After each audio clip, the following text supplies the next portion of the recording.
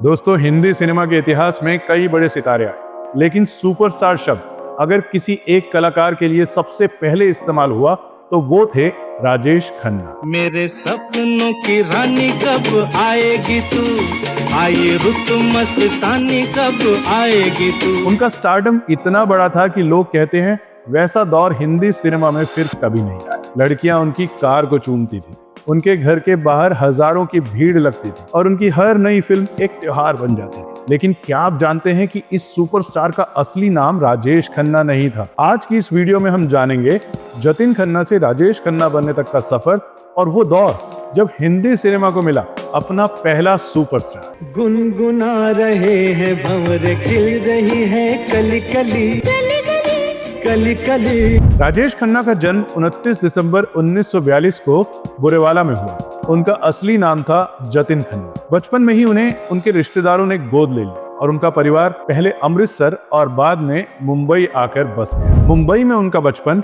Grant road इलाके में बीता।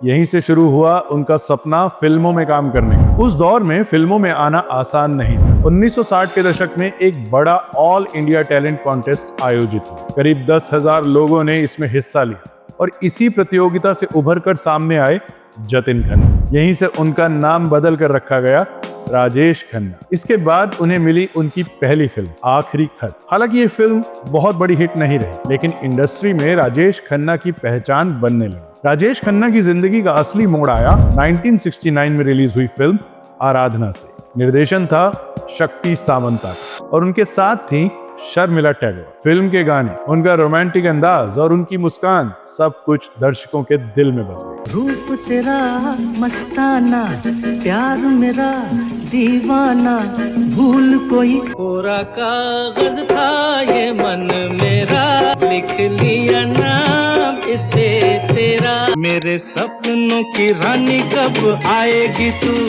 आई रुत मस्तानी कब आएगी तू। बागों में बहार है, कलियों पे निखार है, गुनगुना रहे हैं भंवर, खिल रही है कली कली कली कली। और यहीं से शुरू हुआ इंडिया के पहले सुपरस्टार का दौर। अगर किसी एक साल को राजेश खन्ना के करियर का सबसे बड़ा साल कहा जाए तो वो था 1971। इस साल उनकी 8 फिल्में रिलीज हुई। आनंद, हाथी मेरे साथी, महबूब की मेहंदी, अमर प्रेम, दुश्मन, छोटी बहू, मर्यादा और अंदाज। इनमें से ज्यादातर फिल्में बॉक्स ऑफिस पर सुपर हिट साबित हुई। 1969 से 1972 के बीच राजेश खन्ना ने लगातार 15 सुपरहिट फिल्में दी। ये रिकॉर्ड आज तक कायम है। आज तक कोई भी बड़ा स्टार लगातार 10 सुपरहिट फिल्में भी नहीं दे पाया। यही वजह है कि राजेश खन्ना को कहा जाता है हिंदी सिनेमा का पहला सुपरस्टार। राजेश खन्ना की लोकप्रियता का आलम यह था कि लोग उनके घर के बाहर घंटों खड़े रहते थे।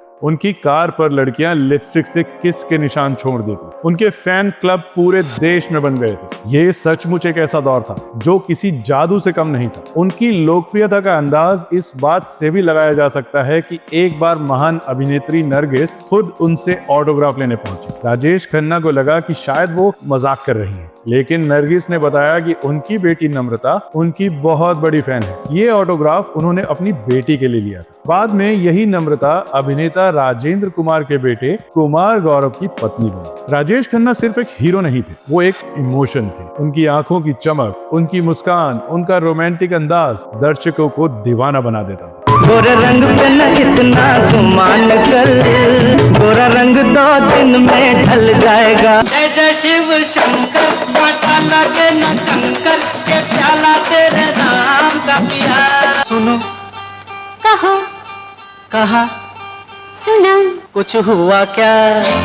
अभी तो नहीं। फिल्म आनंद में उनका भावनात्मक अभिनय हो, चेनू जी मैं मरना नहीं चाहता, मुझे बचा लीजिए, बड़ा कमजोर है वो, मेरी मौत बर्दाश्त नहीं कर पाएगा वो।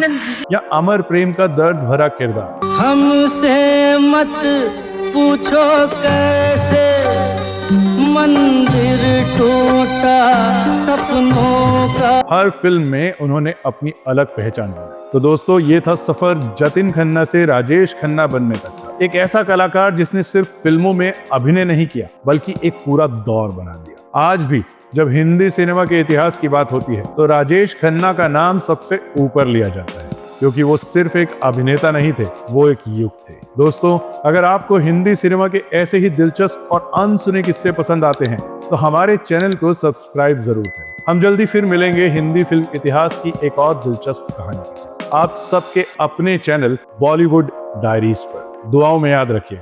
आपका होस्ट, आपका दोस्त प्रकाश घई।